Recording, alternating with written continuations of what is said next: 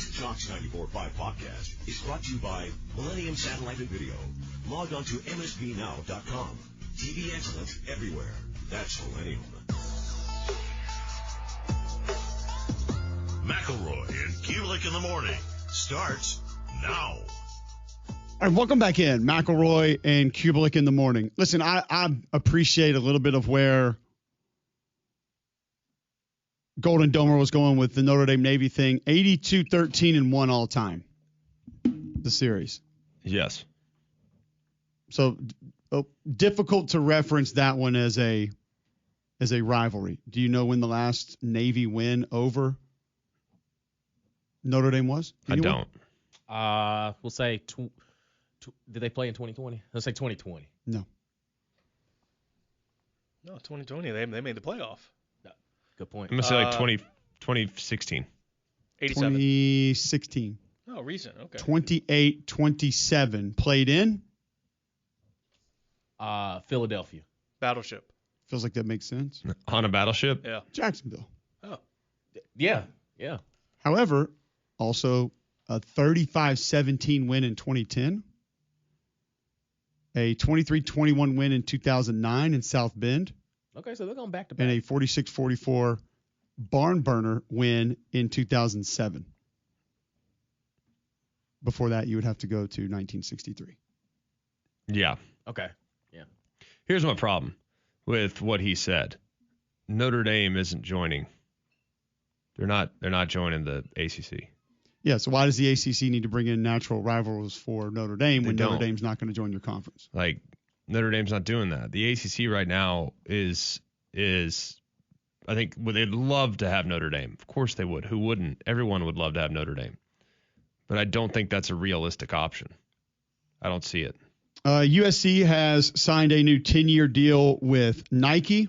We saw multiple individual athletes get their deal with Nike yesterday as well. PFF has something that I want to discuss here in a few moments. You thought that the individual players coming up this year that we want to talk about was fun?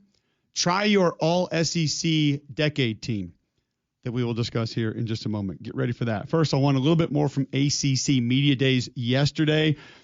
We talked Louisville, a couple of different things, adding a Trey Richardson, what that's going to do. Greg brought up a good point about there seems to be that one game a year that just gets away from him and leaves you scratching your head as to how, why. Jeff Brom was asked about X factors for his team this upcoming season at Media Days yesterday in Charlotte. I would say on offense, Trey Richardson's a receiver from Vanderbilt we got as a transfer who was out all spring with an injury, but he's back now, and he can run. And as you know, speed is hard to coach. Good returner, too. Oh, yeah, he can do that. So we got to get him the ball. He's gonna need to have 80-plus catches for us and 10-plus touchdowns. We took a transfer receiver, LaWayne McCoy, out of Florida State, who finished really strong in the spring. He's got to come through for us. Trayshawn Hurry didn't play a whole lot last year. He's a transfer, but he sat behind Chris Bell, but he's really had a good camp. Those three guys really got to make plays for us up the field.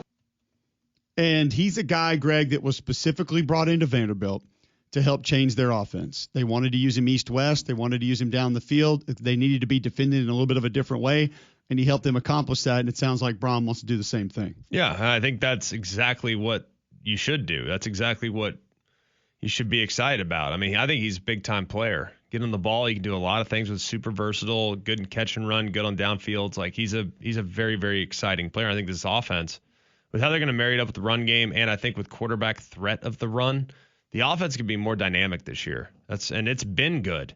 I mean, he's always going to have some creative stuff. So the fact that it's already been good and it's only probably going to continue to get a little bit tougher to defend with a mobile quarterback, it's going to be very interesting. Absolutely. All right. Also, one of the coaches in the ACC that we just love, just what he is, what he stands for, how he handles himself, Brent Key, Georgia Tech head coach yesterday. Just on kind of the state of some of the things, I'll leave it that way, in today's college football. With the ever-changing landscape of college football, there's some coaches who push against it. You've been one who's been vocally embracing of it. Can you just talk about the importance of being adaptable in that regard and how that adapts? What else am I going to do? Seriously, like, what am I going to object to it? Like, I don't want to do that. I mean, I don't have a say in it. I mean, we can walk out of here right now and be 3 different rules or a change in something. You have to be adaptable. Right? You have to be able to change. And like people say, kids are different now. Well, so are the adults. We are too. Right? We're the ones that set the example, but the same guys that want to complain about a lot of the things in college football need to look themselves in the mirror. They're the ones jumping jobs every 2 years too.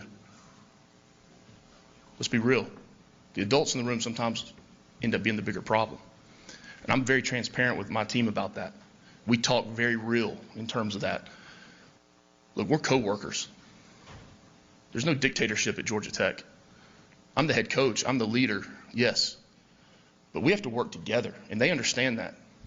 It's about the players at Georgia Tech. Always has been and always will be as long as I'm the head football coach there. So some harsh words, some real words, but you love the demeanor of Brent Key, G-Mac, and just how he handles himself and how he views a lot of what's going on in today's college football. Well, he's just unapologetically him. I mean, that's who he is. That's what he does.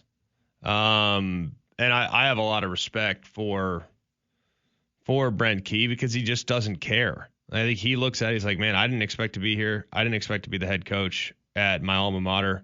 I'm glad I am. I'm glad the opportunity was presented to me, and I'm glad I've been able to take advantage of it. But I didn't when I started on my coaching journey, I didn't see this as the end result. This is a dream situation. So I feel like I'm already won. And I think he just doesn't care. He just is going to be honest, and if it ruffles feathers, then so be it. But at least he's true to himself, and I appreciate that. Yeah, 100%. So cool to hear Brent Key kind of take that stance, and I thought they were pointed words that were accurate in a lot of different ways. Now, that doesn't mean that every coach is never going to leave or shouldn't leave. You're going to have situations in which you got to do what's best for you, best for your family. You take advantage of that, but hearing him lay it out the way that he did, I thought was pretty cool. So I mentioned that PFF has something that we sort of need to discuss. Before we get to that, we brought this up the other day when we talked Home Run Derby, kind of how it would be, what it would be. Did you see the number from Netflix? No, I didn't. 5.3 million. Pretty good. Lowest since 2003. Really? Streamer.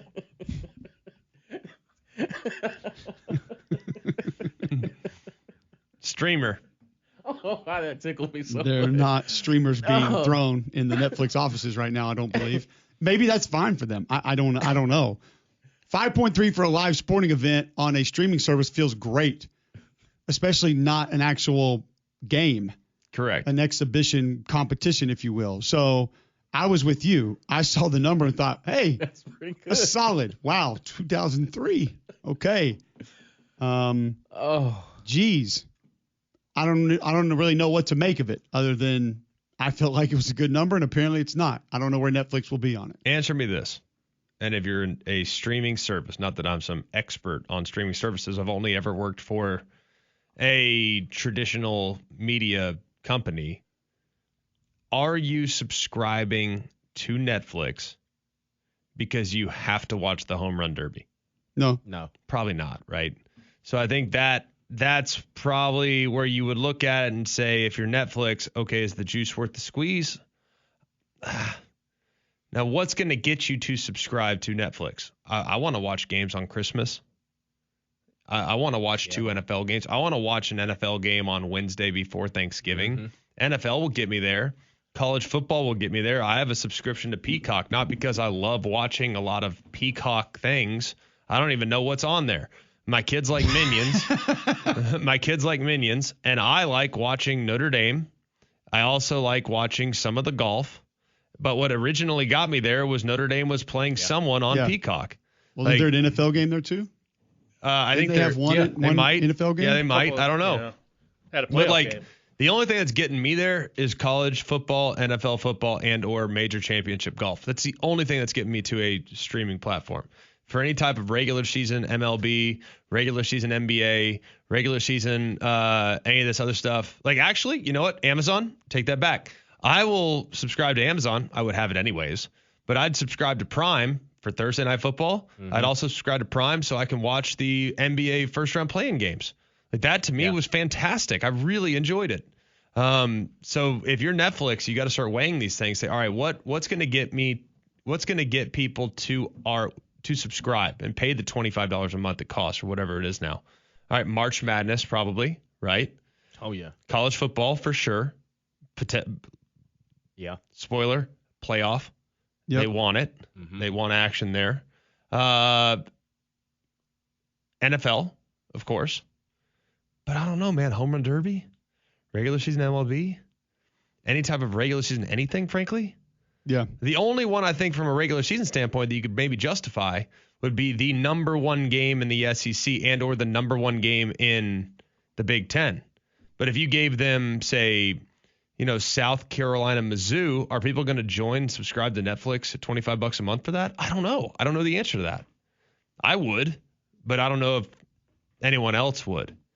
Are they going to pay $25 a month for, Maryland against Michigan State? Probably not, right? So I think that the Netflix they got deeper pockets than anybody. They can go get whatever they want. Yeah. I just wonder if down the road, if they're going to be prioritizing, they like events, and the Home Run Derby is a, quote, event. But I don't know if it's a destination event. It's not one that, oh, gosh, I have to watch that. The Home Run Derby is like, oh, it's on? Cool, throw it on. You know what I mean? So worth it or not if you're Netflix? Probably not. Because the way I would view it is similar to what you just said, but how many people did we get to sign up because we had this? Right. Exactly. And I don't know the answer. Are there baseball fans out there that had to have this, that needed to see that said, you know what, we gave up Netflix, we've been thinking about coming back, and here we are again. We're signed up. It doesn't feel like a lot of people would have done that. What demographic is probably most enthusiastic about the Home Run Derby? 5 to 12. Young kids, right? I don't think my dad got home at 69 years old and said, you know what, gosh. Guys, really, I got to get out of here. Home Run Derby's in 40 minutes. Junior Camanero's going tonight. I got to watch this. Gotta watch. Like, I got to get home to watch these guys hit home runs. So, no, I don't think, the older demographic's in and the younger demographic is. So maybe for Netflix, they view it as, all right, if we can hook somebody that's 11 and have them forever, maybe it'll be beneficial. So I think they're probably basing it on, of that 5.3, however many million people, what percentage were super young kids? Probably a decent amount. Yeah. So I think there might be some value in it, but at what cost? It's fair. It's totally fair. And I was surprised when I saw that number, thought that it was great when I first saw it. And then But would you have liked it if it weren't for your sons? You know the answer to this. No, I will say this. I am deep down inside and always will be a bit of a baseball nerd. I grew up loving baseball. I remember how furious that I was early in my life when the Home Run Derby was not televised. And you would have to watch SportsCenter and see, if anybody got it to the 4th or 5th deck in Skydome. And they barely even showed you any of the highlights. I remember it being at Wrigley Field, and you're like, these dudes are going to be hitting it out to Waverly. This is going to be awesome. And then it not on television, and they show you, one Ryan Sandberg home run. And you're like, he's not even the dude that I care if he was in it. What are we doing? So I'll always have mild interest in it. It's still way too long for me personally. And I thought they did a great job with the pace of it this year, but still 3.5 hours. I don't need that for an event. It's just too much for me right now. But it's one of those things kind of like with World Cup that we've talked about. If I'm sitting around the TV and I remember that it's on, I'll put it on. Mm-hmm. Yes. Am I rushing home from work because I have to see Ben Rice compete in the Home Run Derby? Probably not. No. World Cup. And by the way, guess what I could do at 8 o'clock in the morning? Watch it again. Put it on Netflix and click it on. Yeah. I will say this, though. For me, World Cup has been appointment viewing. I am aware of when the game's starting, and I'm aware of when I need to get home to try to watch this game. Whether it's Messi, let's be real. Was I dying to go watch Cote d'Ivoire, Ivory Coast against, Ghana or whoever, France or whoever they were playing? No, not really. But here in the knockout stages, I've really enjoyed it. I love the 2:00 start time. I've really liked that too. So I think the World Cup's been a home run. I think Fox knows that it's going to be real pricey. I would imagine the next time this thing goes to bid, and not necessarily because of the United States, but because of our affinity for athleticism in the United States. And watching Messi do his greatness has been incredible. Where is the next one? Do we know? The next World Cup? Yeah, it's Portugal, Spain, and Morocco. Okay. they're That'd in be it sweet. or that's where it is? That's where it's going to be, just like it was here in Canada and Mexico. That'd be awesome. Okay. What's the time difference there? Plus 5. 5, yeah. Like the 5, games 6. the games that we're getting at 2 p.m. here, 1 p.m. here, noon here 10, 9, Yeah. 9A. in the morning? Yeah. Oh, then great. Yeah, No, For they me- might. They'd probably just keep it at 2 for us, yeah, and it'd Have be it late 7 in the o'clock evening, for yeah. them. Prime time there. yeah. I would love that. It'd be amazing. All right. So we'll talk a little bit of World Cup final. What do we call the other game? Third Consolation? Third place. Third place game. Third They place. call it officially. FIFA calls it the third think place game. I Yes. think so, yeah. That just doesn't feel fancy enough. Straight to the point. What Yeah, is man. it for? It's straight to it. What do we call our Hold on, playoff? wait a second. Hold on a second. Let me see. College football playoff. Yes. Doesn't need a fancy name. You know what it is. It is what it is. The second loser? I'm looking now and it doesn't have it listed as like the title of the game. We'll go find it. It's We'll the third find out. place game. Yeah, it's third place. Okay. Don't make it We'll too. see if that's what they call it. That's what it's called. We'll find out for sure next on Jocks. Don't leave Jocks back at the house. Download the Jocks 94.5 app and take us anywhere. In the car, at work, or at the game. Live audio, video, and podcasts on your schedule. The Jocks 94.5 app, wherever you may be. All right, welcome back in. McElroy and Cubelic in the morning. First off, referencing World Cup, we'll get to Bruce Feldman here in just a moment. It's the final, not the World Cup final. Finale. That is Spain-Argentina. And your third place game, what'd you guys say it was called? Third place final? Third place game? Third base game. Bronze final. Okay. So you get a bronze Like medal. LeBron? Bronze final. With a Z? Correct. Love it. Taking France or England there? France. And in the final this weekend, who are you taking? Spain or Argentina? Spain. Over the team of destiny? They play with fire so much. They could get run out of the gym.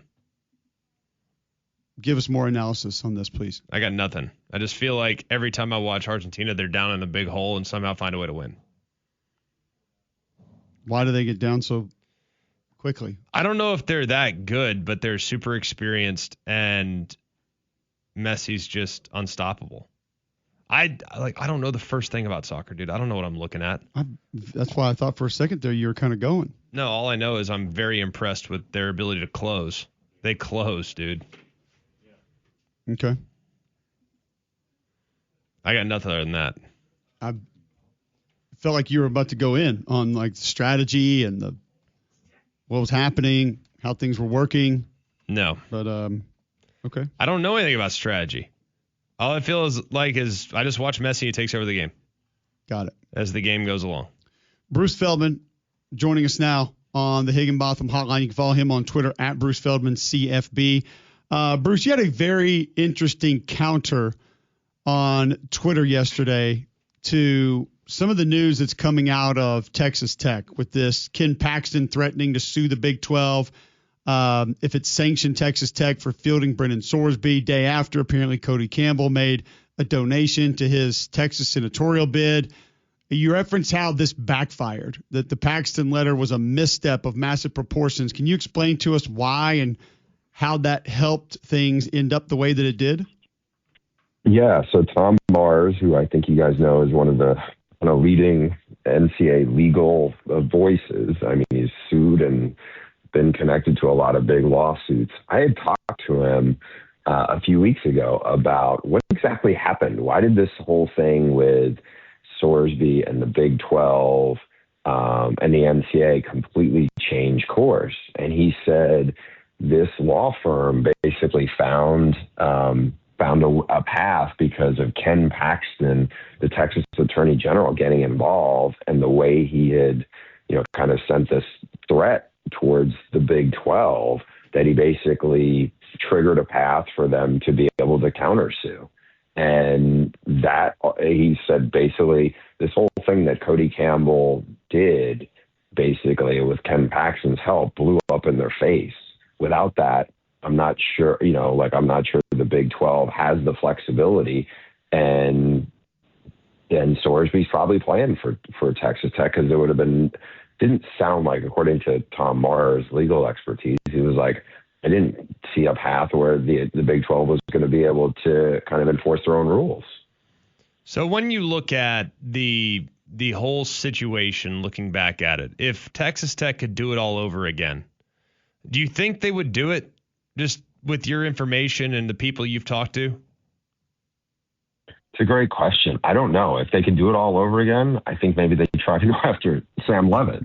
The idea that if they knew that this quarterback had made thousands of bets, including on the team he was on at Indiana, because, for all of us, we're so used to the football world, of the sports world, of like, that's the one rail you can't touch. You cannot bet on sports like that. Obviously, it's gotten, murkier with the proliferation of all these, gambling apps and everything else. But Texas Tech went down this road, and,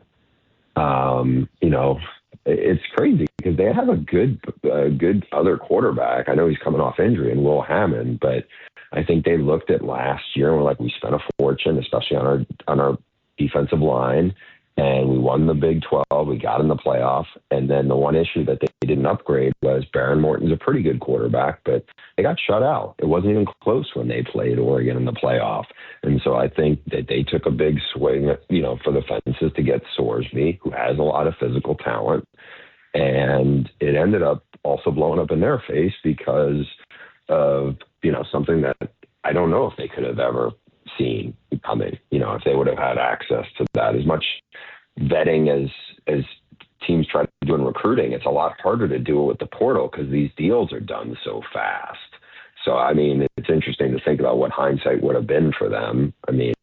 Again, they're still probably the team to beat, I would say, coming out of the Big 12, even without them, though. Bruce, we were talking about villains, heels in college football, and just how quickly Texas Tech has taken the seat in that throne. Felt like it was going to be Lane Kiffin most of this year. That's kind of gone away. But how will this affect them this year? We referenced it yesterday, Bruce. Name another team that has made fans like the NCAA more. Texas Tech did that this offseason. It's insane to think about. And I just don't think that they can get through a year, even though a lot of the Sorsby stuff will be over, that these distractions and this distraction and all these complications have nothing to do with their performance. Yeah, you're right, and that's the way to frame it. Look, Cody Campbell, in addition to this story here, where it looks like he's bribing, with basically the Texas Attorney General to get something. That's the optics of it.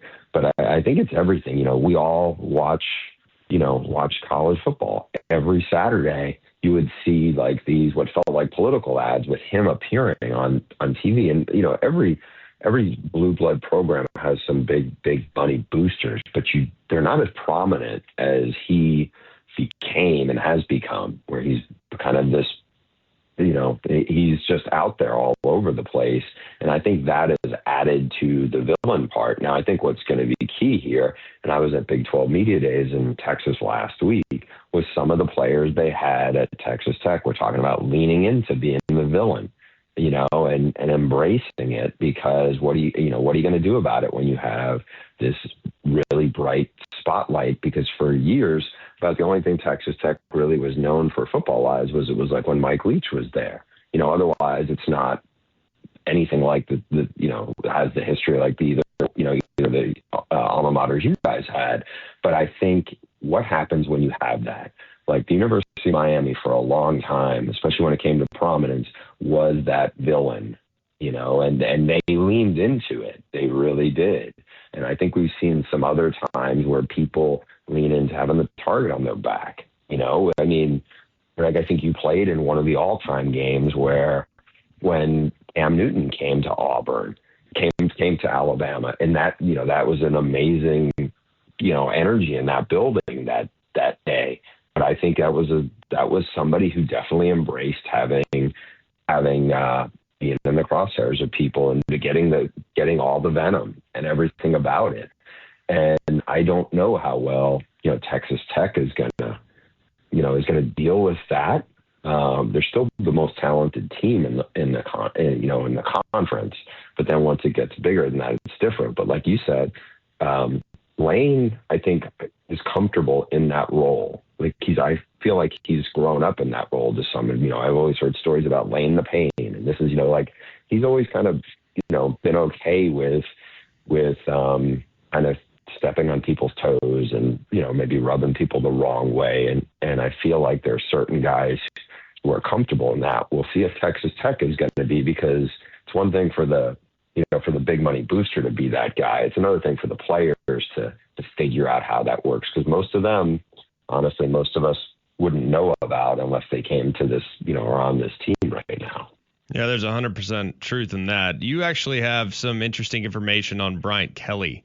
And you recently did something with Stuart Mandel about his relationship with Notre Dame and what his next moves might be. What have y'all gathered so far on Brian Kelly and his next steps?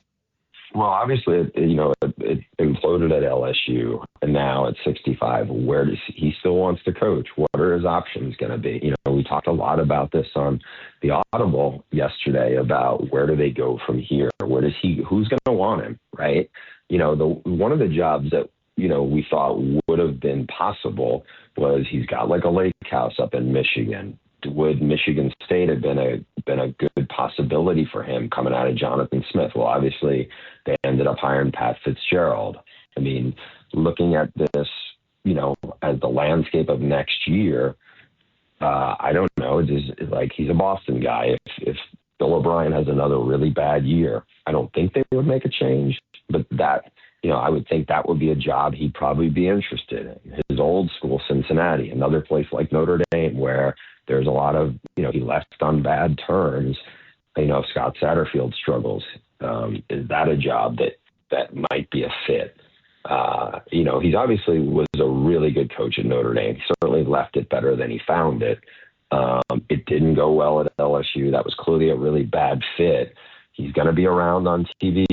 He did this big interview with the Independent podcast earlier in the week, stirred up some Notre Dame fans of, who are not happy to see him wanting to be around the program again. But he will be it won't be like Urban Meyer when he was out, where is he going to coach, next? But I do think because he won so much and, he's a really polarizing figure, what he does, coming out of this year, especially if he's in TV and people are seeing him every weekend, I think that will be kind of an interesting little subplot because of him having to take the year off from coaching. Bruce Feldman joining us on the Higginbotham Hotline. How do you view the field this year as we are right in the middle of all the media day craziness right now? And we'll find out a little bit more about some of these teams this week, next week. But when you look at playoff, specifically national championship, potential winners, bigger field, smaller field in your mind, how do you sort of view it all heading into this year as we sit here today, 43 days away from kickoff? Yeah, I can't wait. I think it's a much bigger field. I don't feel like there's a prohibitive favorite. You've got an Ohio State team that has its quarterback back and the best receiver and probably player in college football, but they got to replace a bunch of first-round picks on defense.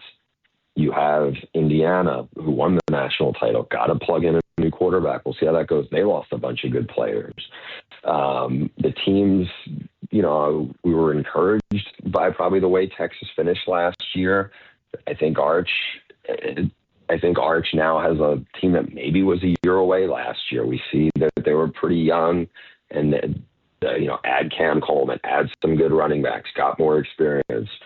They should be a lot better. Oregon brings back a lot of guys. They should be really good. Notre Dame should be really good. I just think that it's great when you have such a level of who is it going to be this year.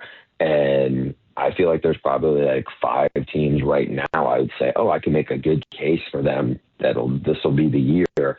And I feel like there's as many as probably 12 to 15 teams that it wouldn't shock me if they were in the national title game and won it. I mean, because I just feel like right now it doesn't feel like what it felt like in 2017, 2018, 2019, where it felt like there was really only like 3 or 4 teams that had a realistic chance of winning the national title because of the portal, because of NIL. It's way more spread out. Just the fact that, Indiana just won a national title and won 16-0, no less. Like, it's such a, it's different. But I think this time of year, it just makes it that much more compelling. It certainly does. And when you look at a team like Indiana, has it kind of changed the way rosters are created? It does seem to me Indiana with a bunch of blue-collar guys, chip-on-the-shoulder guys, it should change the way we evaluate recruiting, should change the way we look at roster retention, roster creation, but I'm not sure it has. So how has Indiana's championship altered the perception of how a team should be built? I think it talks more about team building than roster building, right? Because the teams can change from year to year. I think it does put a premium on experience and, what you have in terms of like, hey, these were really good players that may have been at one point at the group of 6 level, and then they got in the Big Ten, and they obviously had really good evaluation and coaching. And I think Signetti, it's one of the few schools that doesn't really have a GM right now. He's the GM, and I think he knows what he wants, and he's got a really good eye for talent, and they obviously have good coordinators and good coaches. But I think, is that capturing lightning in a bottle? Can other people follow that formula? I know people are trying. If you look at Oklahoma State, Eric Morris goes from North Texas, did a terrific job, brought a bunch of really good players who kind of fell through the cracks in the recruiting world to get to North Texas.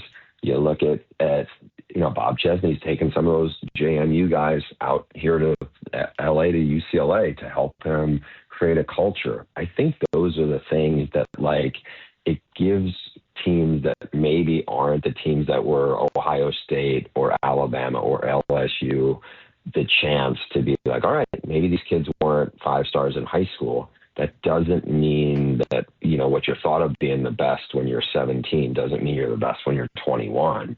And, I think there's a lot of stuff we miss, we as college football people, when it comes to the evaluation where that, just because they may have looked like they were the most potentially impressive athletes, doesn't mean they're always going to be the best players, especially when they get into a really good system. Bruce, great stuff, man. Thanks for the time today. Love catching up with you. Great insight as well. Look forward to doing this again soon. Always a pleasure, guys. Great talking college football with you. There you go. Bruce Feldman joining us on the Higginbotham Hotline. Can find him on Twitter. Can find him at The Athletic as well as Fox Sports. Great stuff there from Bruce.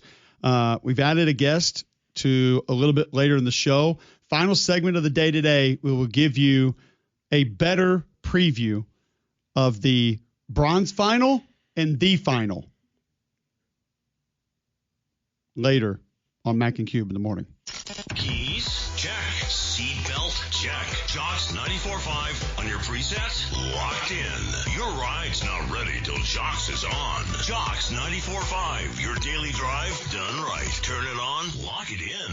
Kevin Egan, Apple TV soccer studio host, will join us in the final segment of the day to preview the final. That's the World Cup, last game for the trophy, and the bronze final. Also talk some MLS because he is the studio host for MLS on Apple TV, but he'll be fun. We had him on Fine Bum yesterday. He's great. And he'll give us more insight into what's coming up this weekend than we can give you. We're not going to be able to do that. If you need insight on a new home, it's Gusty Goulas and the Gusty Goulas Group. Served more than 3,000 home buyers and sellers in the greater Birmingham area since 2012. Gusty Goulas Group has been recognized both nationally and locally as Greater Birmingham, Alabama's #1 team in homes sold. You can trust Gusty's aggressive and proven selling system. He has what it takes to attract hundreds of qualified buyers who want your home. If you Google Gusty Goulas Group, you will see over 850 5-star Google reviews. Most agents are going to start marketing after you list with him, not Gusty. He knows what's coming available. Go to GustyGoulasGroup.com, button in the top right-hand corner of your page. Smash that button. Very little information. They'll tell you what they think they can get for your home today.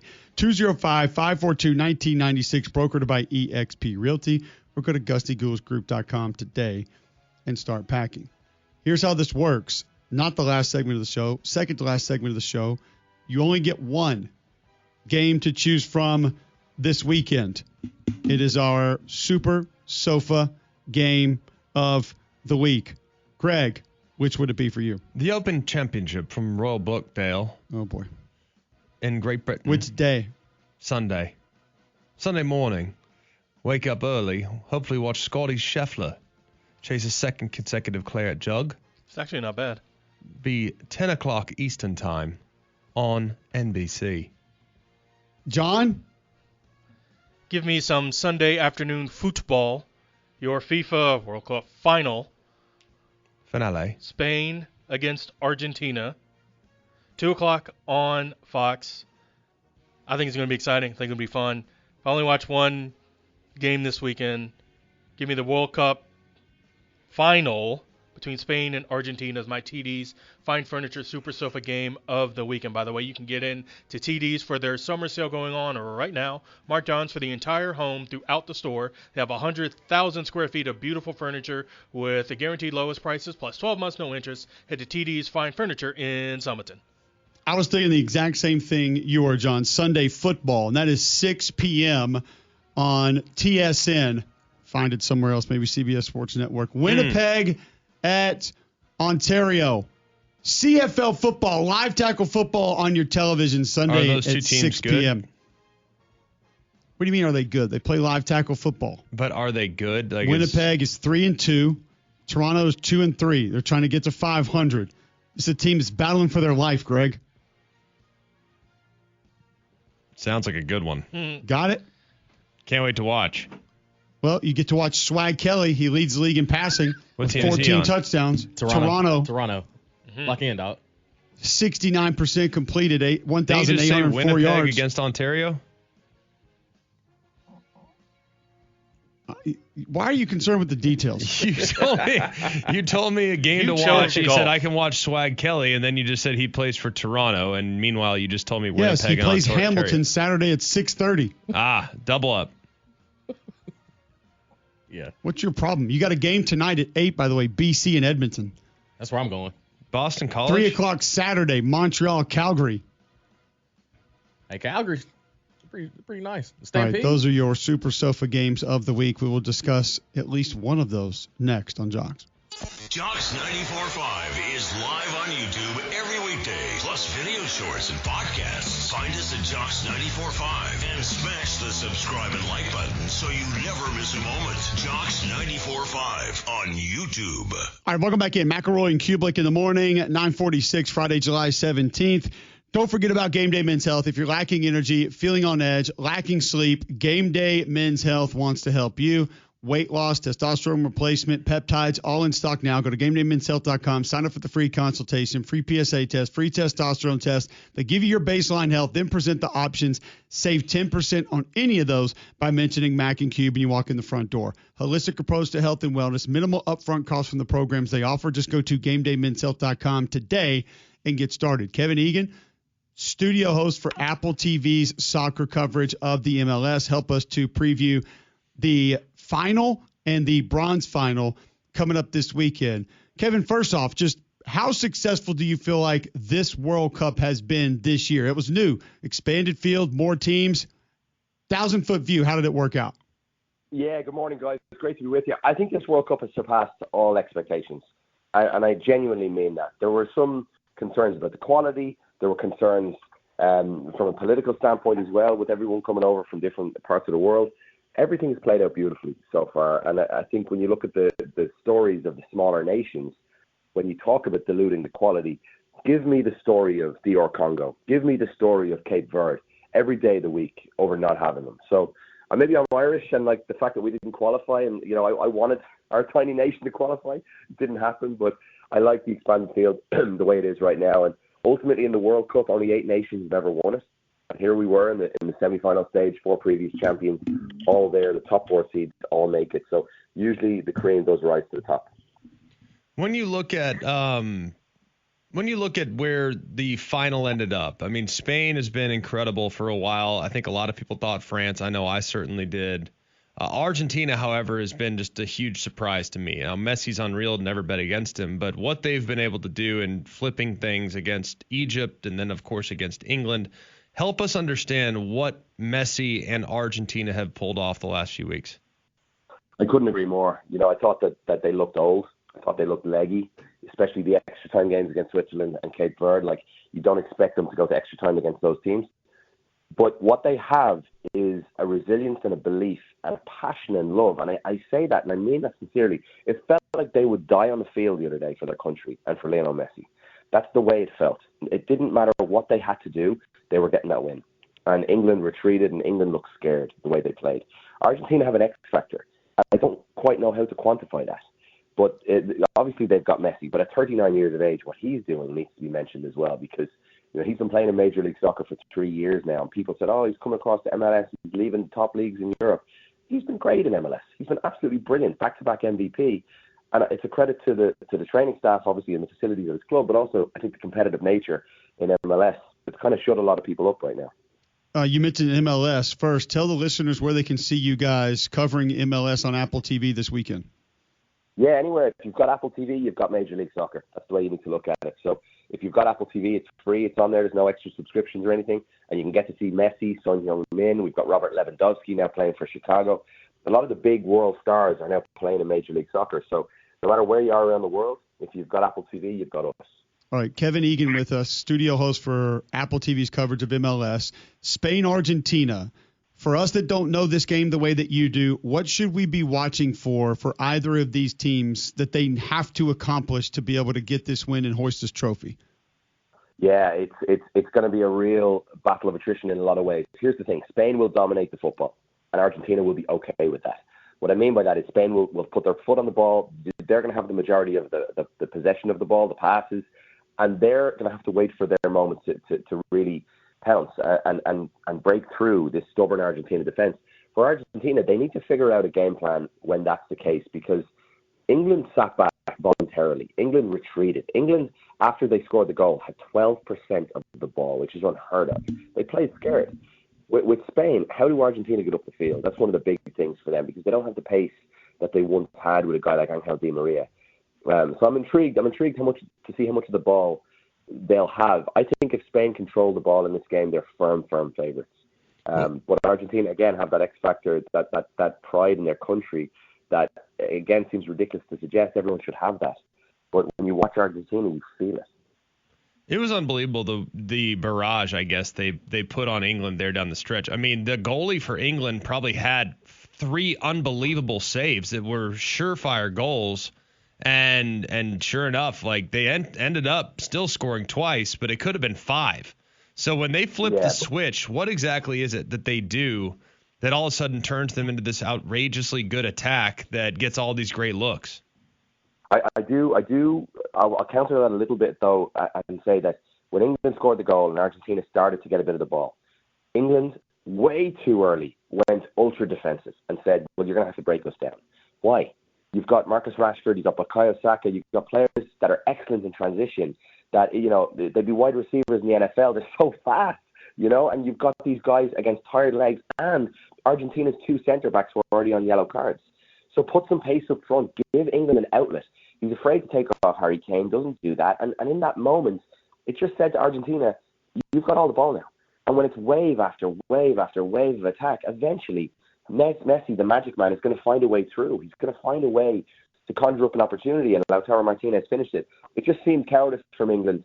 And for Argentina, their quality will shine. When you give Enzo Martinez that sort of a look from the edge of the area, or you give Lionel Messi the ball out wide and you say, make something happen, of course he's going to do it. So in the English media is absolutely destroying the head coach, Thomas Tuchel, and I think deservedly so. Kevin Egan is the studio host for MLS coverage on Apple TV. He's with us now on the Higginbotham Hotline. You and I reference college football, and you've paid attention to it since you've come to the United States. And a college football analogy here would be we have players and now even teams that are opting out of bowl games, postseason games that don't lead to an overall championship. How is the bronze final viewed by World Cup folks? Like we view it as a game that doesn't count maybe. I think a lot of people in college football will probably opt out of this game, not want to play in this game. Give us some more context as to sort of this France-England matchup, what it means, how it's viewed. Can I be honest? I totally forgot about it. I totally forgot that that's actually taking place. It's in Miami tomorrow, out in the heat. You know, those players just want to go on vacation. That's the reality. These players have had such grueling long seasons, mostly over in Europe. And they come to the World Cup, they play, they're devastated, they get knocked out of the semi-final stage, and now they've got to play this meaningless game. And that's what it is. Let no one tell you otherwise. These players don't want to be there tomorrow. We're told as broadcasters you always want to sell a game, sell a moment, but ultimately this really doesn't mean much. And I think you'll see rotated teams, I would guess. Kevin, great stuff, man. I know it was late notice. Thank you for hopping on. You were great on Paul's show yesterday. Great today, giving us some more context. And we'll be catching you on MLS coverage on Apple TV. Thank you so much. Very kind. Thank you, guys. Appreciate you. Kevin Egan joining us on the Higginbotham Hotline. Great job kind of helping us understand what the final is going to look like on Sunday, and then literally said that he forgot about the bronze final on Saturday. That about sums it up, right? And that's from a soccer guy. A meaningless bronze game. But honestly, it's probably like one of the more intriguing games of the whole tournament. I mean, matchup-wise, it's unbelievable. Yeah, it's so good. They'll take it. We'll see how it goes, but that game does sound awesome. You've been seeing pictures of these dudes out on these yachts, I guess, down there in Miami getting ready for this game. So some may already be on vacation. Like Charles and Kenny and those guys wouldn't even have to make the reference. They're already out on their boats. Quick early hamstring pull from somebody. Cramp. Can't go. Bring out the stretcher. Yeah, because once you go out, you can't come back in, right? Yes. Yep. So you have that tib-fib fracture when you get kicked early in this game. If you have like a little bit of a tight, if you have a bit of a tight hammy, and they take you off in the stretcher, do you just tell them to take you straight to the locker room? Yeah, you do your wave. And then just take me right in? I'm not going to stay on the sideline. Clap to the crowd. Thank you. Yeah. We had the I hurt my hamstring on the kickoff. I'll share this with you quickly. We had the ultimate soccer moment in our backyard yesterday. It is kind of hilarious, like how much now my boys want to play soccer every day. Like they're back there kicking goals against each other, everything. And they were kind of going back and forth. One of them gets kicked in the shin, and he's down on the ground, like literally crying, and he's rolling around. I was like, boy, we're taking this soccer thing real serious. Like you guys are really playing real soccer on the ground, acting like you're dying. I told them, get up or find another sport. But they're doing it the way it's done. I'll give them credit for that. Rolling on the ground crying. They're playing the part. They are playing the part. Yes. So that'll be done after this weekend. And then we'll be live at SEC Media Days, Monday, 7 a.m. Greg and I will be in Tampa to bring you all the coverage each and every day. As many coaches, as many players, as many other members of the media as we can jam in there. We're going to get all the thoughts, all the news, all the quotes of SEC Media Days, 4 full days of it. We will be there in the Bay to bring it to you right here on Jocks. We're done for the week. 3-man front coming up next. I'll be on Paul's show later right here on Jocks. This is McElroy and Cubelic in the morning. Jim Rome takes on sports. Part of what makes this show is the show within the show. The biggest topic on the show always seems to be the show itself. This is a way to give you clones a way to interact with one another. Yes, we will be going through the chat. Yes, it'll be a part of the program. The only thing that could ruin the show are the old school clones spitting up the same bull crap that they always have. The jungle is out taking names and ready to dominate. Let's get it. The Jim Rome Show podcast. Follow and listen on your favorite platform.